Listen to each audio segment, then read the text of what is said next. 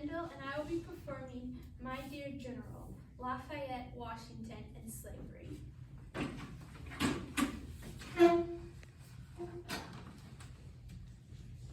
Every man is born with inalienable rights, such as liberty of opinion. Oh, hello. My name is Marquis de Lafayette. I've just been working on a first draft of the Declaration of the Rights of Man and Citizens.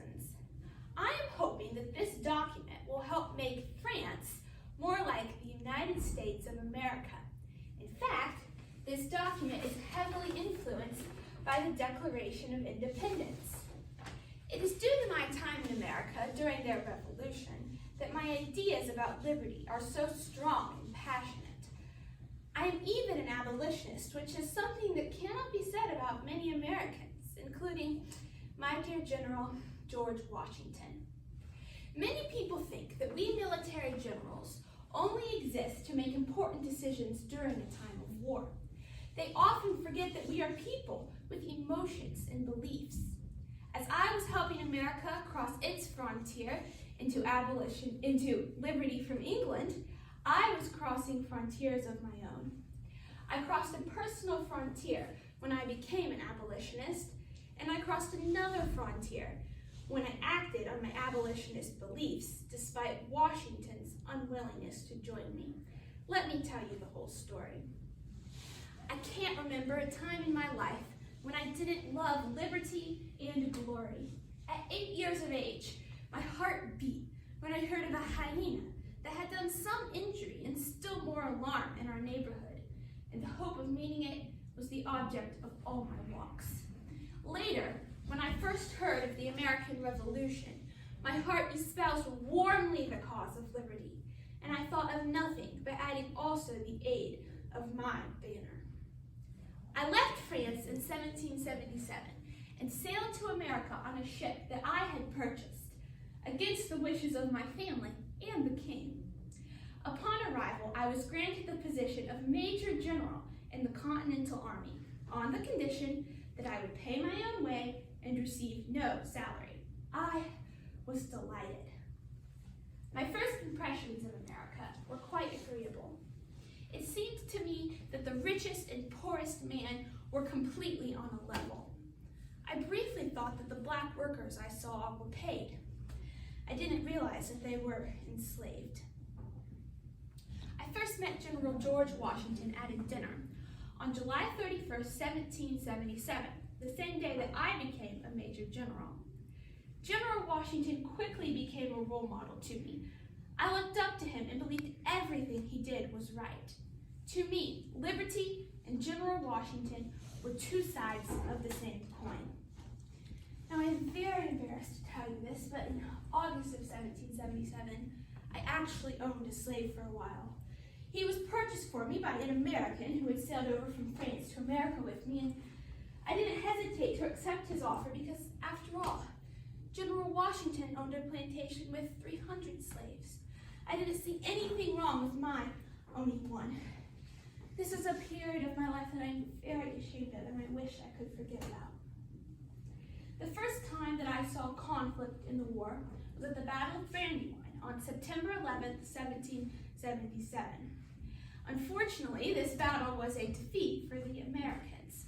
I had the great honor of being slightly wounded during the battle, but the wound was not severe, and I was well taken care of, because General Washington brought me to his house and sent his best surgeon to me, and told him to take charge of me as if I were his son, because he loved me with the same affection.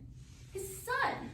General Washington loved me as his son, and I looked up to him as my father. My own father had died when I was only 1 month old, so General Washington filled a long existent hole in my heart. I stayed in America until the end of the war. Fortunately, I remained open to slavery this entire time. I was first exposed to abolitionist ideas during the Revolution by my friend Colonel John Lawrence. Lawrence was hoping that the American Revolution would result in liberty for all Americans, including those who were currently enslaved. But it wasn't until I returned to France that I truly began to believe his ideas. The Declaration of Independence states that all men are created equal. I took these words to heart and realized that slavery went against everything America stood for. So I decided to become an abolitionist. Once I had crossed my frontier into abolitionism, there was no turning back. I wasn't happy with just believing that slaves should be freed. I wanted to take steps towards making my dreams a reality. In one of my many letters to General Washington, I proposed a plan which I thought would help popularize abolitionism in America. Now, my dear General, that you are going to enjoy some ease and quiet, permit me to propose a plan to you which might become greatly beneficial to the black part of mankind. Let us unite in purchasing a small estate where we may try the experiment to free the Negroes and use them only as tenants. Such an example as yours might render it a general practice. And here was his response. General Washington told me that my scheme is a striking evidence of the benevolence of your heart. I shall be happy to join you in so laudable a work, but will defer going into a detail of the business till I have the pleasure of seeing you. As I mentioned before, Colonel John Lawrence hoped the American Revolution would result in the immediate freeing of the slaves. Based on this letter, maybe General Washington would feel the same way. But when I visited America in 1784, General Washington made it clear to me that although he liked the idea of abolitionism, he didn't think it was the right time to put it into practice in America. Now, ever since I had met General Washington, I had tried to model my own life after his. But now he was unwilling to participate in a cause in which I firmly believed. My first frontier was my decision to become an abolitionist. My second frontier was this. Although I still love General Washington, look up to him as a father, and even name my son after him, I'm now willing to hold an opinion that is different from his. I believe in emancipation and have decided to realize it in the French colony of Cayenne. I have purchased multiple plantations and 70 what are now former slaves in Cayenne.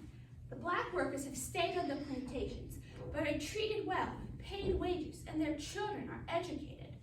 I still keep up a regular correspondence with General Washington, and I can't even begin to express to you how much I love that man. Despite our differing views on slavery, he will always be my dear General. I first learned to love him as I fought for liberty in America, and I will continue to love him as I fight for liberty in France. I have been telling you about how the American Revolution caused me to cross frontiers in my own life. Now, my newly formed beliefs are guiding me as I help usher France into a new era. But speaking of new ideas in France, it is high time that I get back to work on the Declaration of the Rights of Man and Citizens. The power of seeking for his own advantage and of resisting oppression. That's it.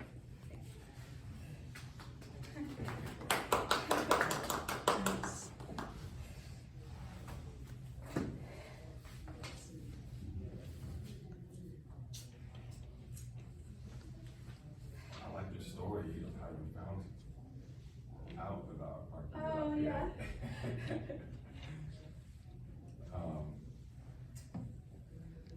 That's how I got into history. Was actually I grew up in California and then we took a trip to the East Coast and That's cool. we got into history that way. So I know it can be powerful because it's like I was always interested in history, but like that trip really got me into the American Revolution in Lafayette particularly. so, yeah, you went to Yorktown. Yes. Tell me about your visit to Yorktown. I know you say you're captivated, but what? So we went to, there was like a museum there, and you could see, probably the most interesting thing there was it was George Washington's original tent that he had used at Yorktown. But the best part was you could drive around and you could see like the exact places where they had set up their siege lines, and then there was these readouts, so they had to storm to get to the British, and they had reconstructed it, and you could just, it looked like exactly the same as it would have looked back then, and you could just imagine. And also, I saw some original cannons that the British had surrendered, and like I put my hand on it, and like, who else has touched this? And that was just like the great highlight of my life, you know, seeing those. But yeah, that was a very exciting day when I visited Yorktown. That's great. Did you, I don't know if you know, but I mean, it might be something for the future, maybe you know, so if you go to Williamsburg, which is nearby. Yeah, we right? went there too. Did you cast a Marquis de Lafayette character? I knew he was around, but he wasn't out like the day we were there, Oh, so man, that was too bad, but I really wanted him to be around, that would have been fun. Yeah, you gotta ask for it next time you're there. Yeah. Character, yeah. You did great with the costume. You look like. Thank you. Like, I think this jacket was like supposed to be Alexander Hamilton, but there's a picture of Lafayette around the time that he would have been doing the Declaration of Rights, and he was wearing a jacket that looked exactly like this, and I'm like, that's perfect, because even though it's technically not him, but, and then cool. The rose, Lafayette, was the one who designed this flower for the French Revolution, so that's why I decided to include it and in the picture he has feathers, white and blue feathers, so I decided to go very vibrant for my hat. That's great. That's important in a performance. Yes. Environment. Absolutely. That's good. Attention to detail. Yes. Can you talk a little bit about what was the most challenging part of the project for you? Memorizing it. Yeah. That was the hardest. Like the actual history part felt very natural to me. It just like felt like the way my brain was designed to work. Memorizing all that did not particularly, but I did it and I lived over it. So. Did you have some techniques or strategies that you would recommend others who are? Well, I would have my mom help me, and she would like say a line, and then I'd say it back, and then I'd try to build up sections I could say, and try to remember like what order. I kind of learned it in little sections, and then tried to remember what order they were all in. And sometimes I got confused, and I had to like try to remember what order all the sections were in. I know you were saying in your, you said everyone has making monologues about my monologue about Lafayette's involvement in both American French revolutions was too broad, which I think is probably wise. It was, and I tried to tie in the French Revolution a little bit with the Declaration, but like it could have like whole books could be written just about the French Revolution and what he did. So I just decided, since I had been to Yorktown and was more interested in the American side, I decided to focus. Also, the primary sources are easier to find if when you can't read French. Yeah. So Very valid point. Yeah. So, I'm just curious, like, how did you choose to focus on slavery within that? Well, I just you found it fascinating. So what was it? It was I think that it's a good example of like I like the mindset of freedom, and I just find it interesting that like people who we look up to as big people of freedom, like George Washington, also had slaves, and like that's always something that I feel like society has to like deal with. Like, how do we handle it? Do we love George Washington or do we hate George Washington? And so what I liked was Lafayette's approach of recognizing that he did give us great benefits to our country, like leading us in our war and helping set up our democracy, but also recognizing that not everything he does was right. And I liked his approach to how he thought about slavery and Washington, and I think I try to think of it this. I've tried to be like, well, if Lafayette could live with like he's great sometimes and also not so great, so can we. That's kind of the way I see it. But I just thought it was interesting and it was a good frontier also because he definitely had a turning point in his life when he realized don't believe in slavery, and then I also don't believe in everything George Washington says. He kind of had two, and it was leading him up to it. And then when he did, and if he hadn't have had those frontiers, he wouldn't have been able to write the Declaration of the Rights of Man, and that changed history a lot.